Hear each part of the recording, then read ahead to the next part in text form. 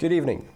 Boris Johnson has issued an apology in the Commons, saying he didn't think a gathering in a cabinet room on his birthday was a breach of COVID rules. Later this week, MPs will vote on whether there should be a Commons investigation into claims he knowingly misled Parliament. Opposition parties continue to call for his resignation. I repeat, that was my mistake, and I apologise for it unreservedly. Even now, as the latest mealy-mouthed apology stumbles out of one side of his mouth, a new set of deflections and distortions pour from the other. But the damage is already done. So the questions today are not so much for a Prime Minister desperately clinging on to power. The real question is for Tory backbenchers. Will they finally grow a spine and remove this person from office? The number of people waiting more than 4 hours at A&E departments is back at its worst level according to latest figures. Just 66.2% of patients were seen within the government's target time. The worst performing health board in Scotland was NHS Forth Valley. Vanessa Taff reports. Jacqueline has stage 4 cancer. After suffering with breathing problems, she was rushed to A&E. She waited over 24 hours for a bed in a ward. So I couldn't breathe, I couldn't even get a word out properly. The length of time having to wait, and like so she couldn't get a meal or anything because she was in A&E, because you got to wait until you get into a ward to see a doctor and stuff. But the 24 hours is just ridiculous. Just over 66% of patients at A&E were dealt with within the government's 4-hour target. More than 7,700 people waited longer than that, while 944 patients were in hospital for over 12 hours. We've had record levels of hospital occupancy with COVID. We've had high levels of staff absence.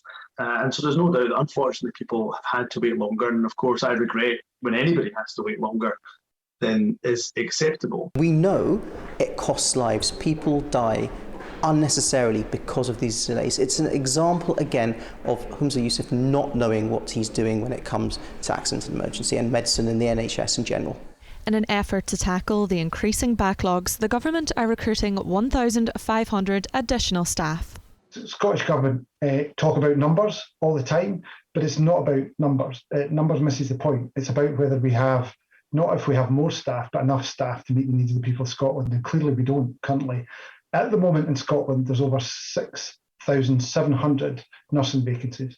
191 nurses from countries like India and the Philippines have already been offered roles in the health service. Plans are in place to hire a further 200 nurses in the coming weeks. Vanessa Taff, STV News. The bosses of some of the largest energy firms have warned of a horrific winter ahead, with more people falling into fuel poverty if the UK government doesn't act. The energy price cap increased in April by more than 50%, and it's likely to go up again in October. Stephen Brown has more. From this month, for millions more households, energy has got a lot more expensive as the price cap went up. But the warning is things are likely to get worse. My biggest concern is actually when we get to October, particularly around the most vulnerable and the poorest, and that tends to match with the people on a prepayment meter. Come October, that's going to get horrific, truly horrific. And it's got to a stage now where I honestly believe the size and scale of this is beyond what I can deal with. It's beyond what I think this industry can deal with. The bosses of 4 energy firms were in front of a Westminster committee today. Most warned that more customers will fall into fuel poverty unless the government does more. Around 30 energy firms have gone bust in the past year as rising wholesale gas prices took their toll on the market, even before Russia's invasion of Ukraine. But also there has been criticism of how some fallen firms were run and who picks up the bill. The Insolvency Service should pursue the managers, the directors, the executives of every failed company. Those that have misbehaved should feel the full force of the law. Bulb Energy is one business to fall victim to rising costs and has so far only survived in special administration funded by the UK government and therefore taxpayers.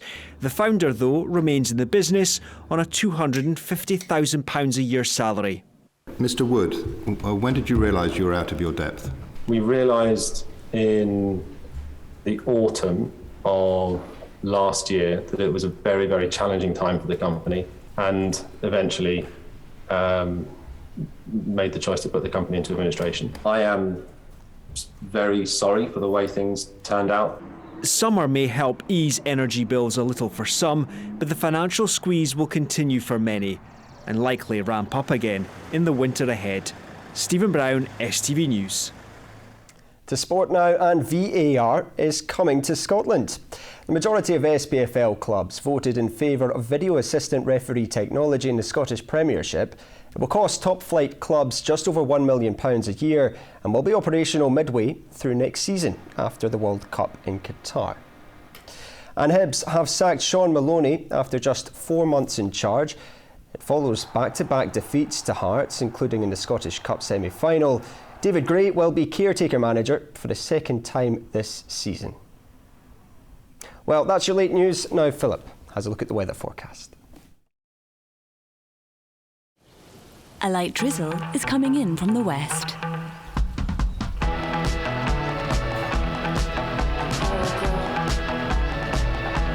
TUI Blue Hotels sponsor STV Weather.